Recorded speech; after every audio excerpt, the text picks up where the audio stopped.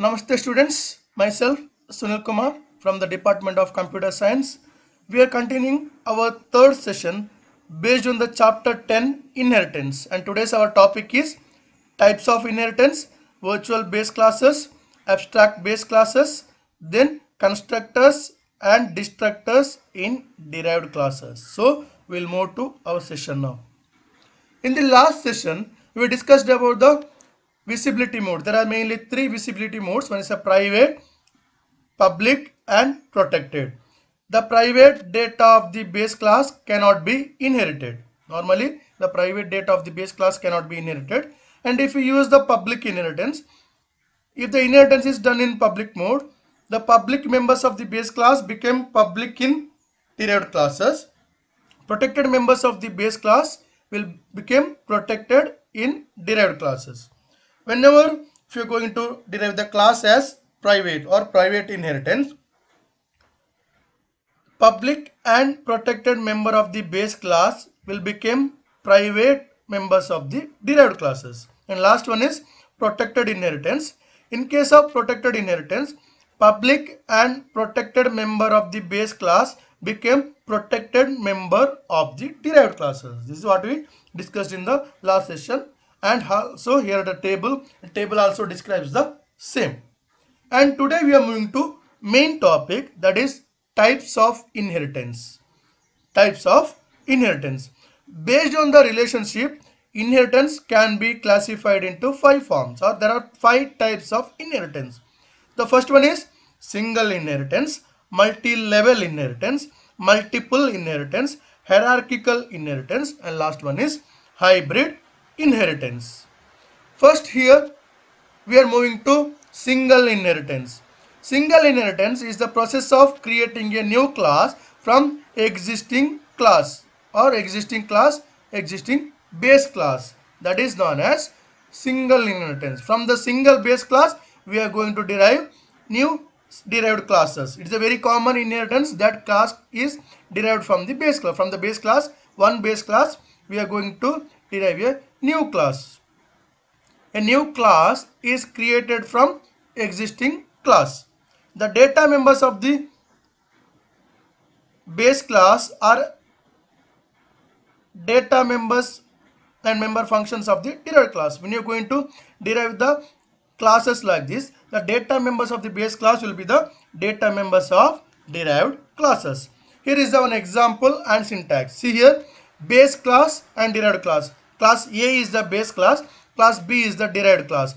One class is derived from one base class. This is the example, and here is one syntax. Class base class. Base class is the base class name, and class derived class colon public base class, or public base class is given as the base class name.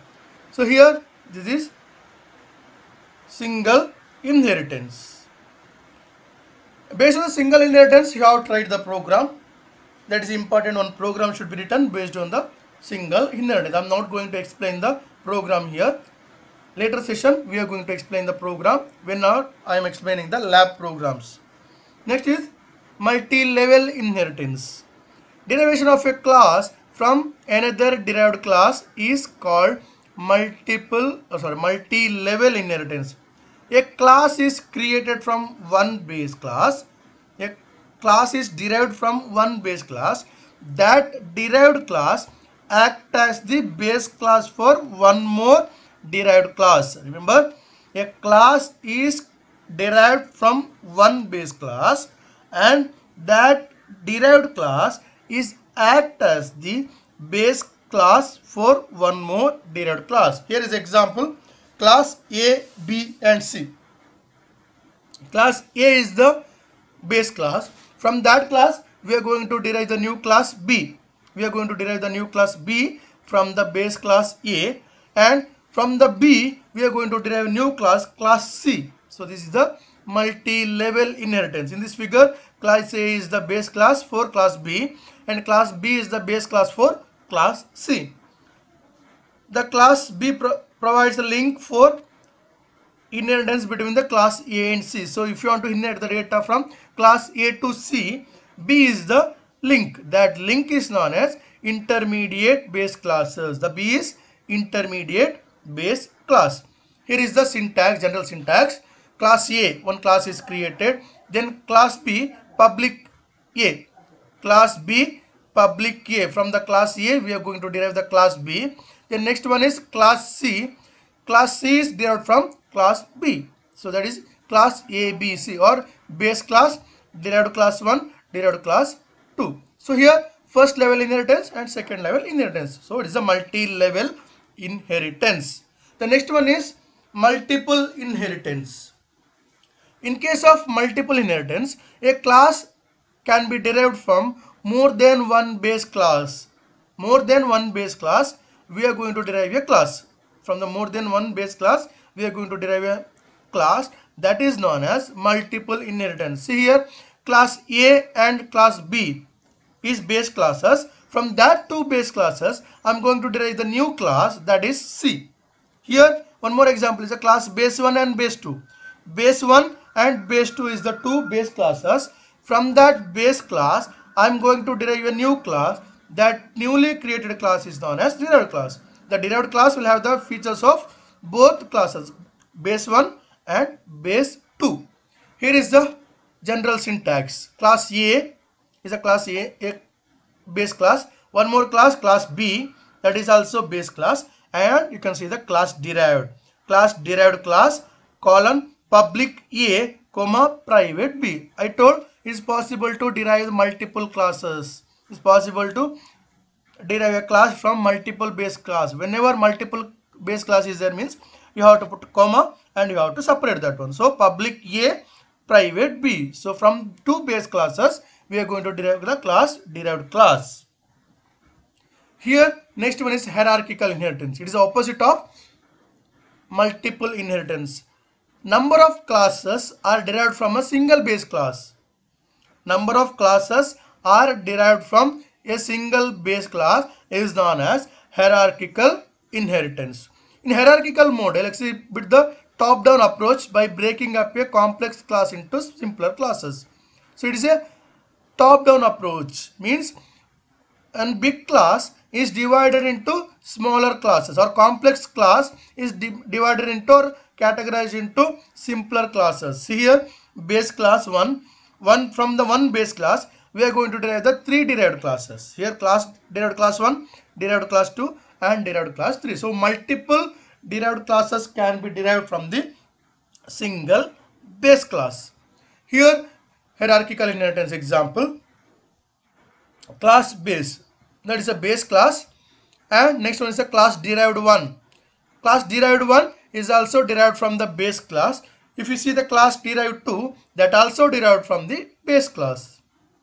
Class base is a base class. From the base class, we are deriving the class derived 1, that is from base class, and class derived 2, that is also derived from class base. So that is hierarchical inheritance. The last one is hybrid inheritance. Hybrid inheritance, it is a combination of hierarchical and multi-level inheritance. So we can say whenever multiple inheritances are together, or any inheritance not comes under these types, that is known as hybrid inheritance. So here one example is not an actual example, there are different examples are there, but here you can one example, best example. Class A is the class and that derives two classes, class B and class C. From the single class, we are going to derive the two classes, class B and class C. And class B and C derives the new class, class D. So this is one example for hybrid inheritance. Here is an example, class A and class B. Two classes, two base classes, class A and class B. From the class A and class B, we are going to derive a new class, that is class D1. Class D1 is derived from class A and class B. Then from the D1, we are going to derive a new class. It's not as same as that particular figure, but it's a one more method. So these type of inheritances are known as hybrid inheritances. The next we'll move to the virtual base classes. Whenever two or more objects are derived from the common base class, that can prevent multiple copies. So remember, when you're going, we'll see the same example. In this example, class A, class B, class C and class D. Normally in case of inheritance, we are going to inherit the properties. So when you are going to inherit the class B from class A and class C from class A. So one copy of the A will be there in class B, one more copy of the A will be there in class C. So one copy is there in B, one copy is there in C. Next one is class D.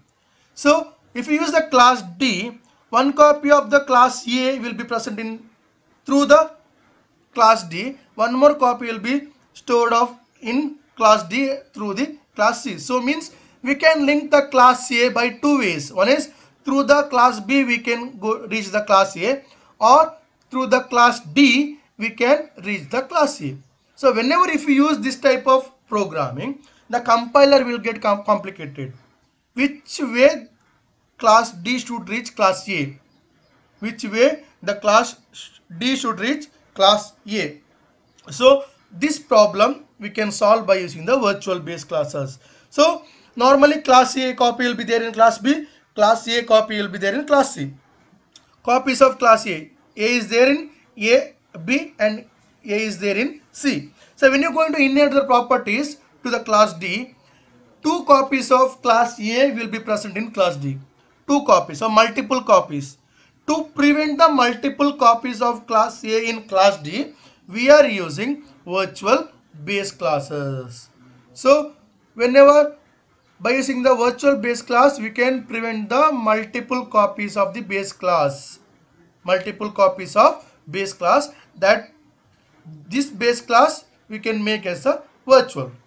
So we can make the virtual base classes. If you use the virtual base class, this can achieving by preceding the base class name by use the word virtual. If you are using the word as the virtual, then it will prevent the from multiple copies of the data.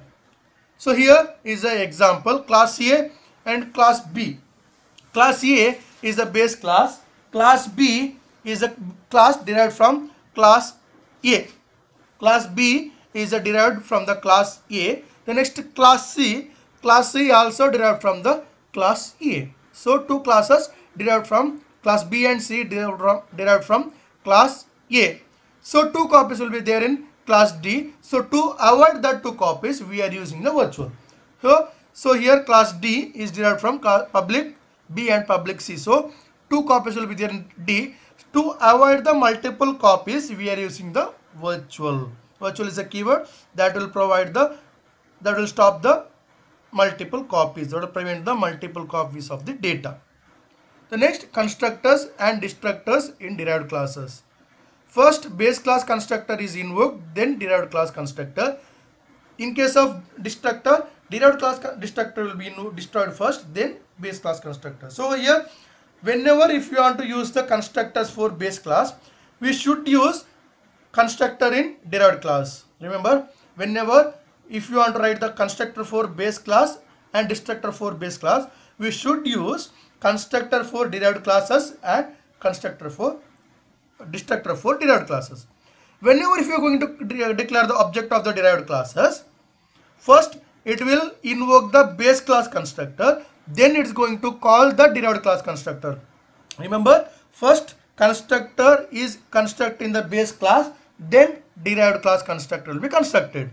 When you are going to destroy the object or when you are going to destructor first will derived classes. First it will destruct the data from derived classes, then it is going to destruct the data from base class. See, constructor and destructor is invoking opposite methods.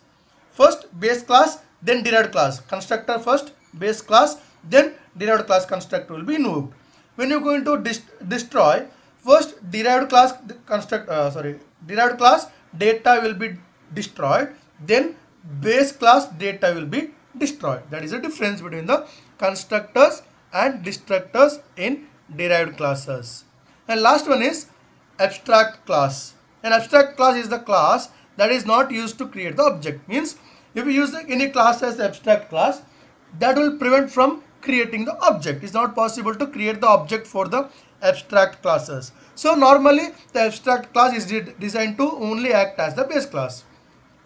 So we can inherit the data from abstract class, but it's not possible to create the object. So normally if you created any base class as abstract class, that will prevent from the creating the object. So program will be more easier. So that is about abstract class. So here we reach the end of our session today. In this session we discussed about types of inheritance: single, multiple, multi-level, hierarchical, and hybrid. These are the different types of inheritance. Then abstract classes, virtual base classes, and also defining the constructors and destructors in derived classes. So we'll wind up our today's session based on the chapter inheritance. Thank you.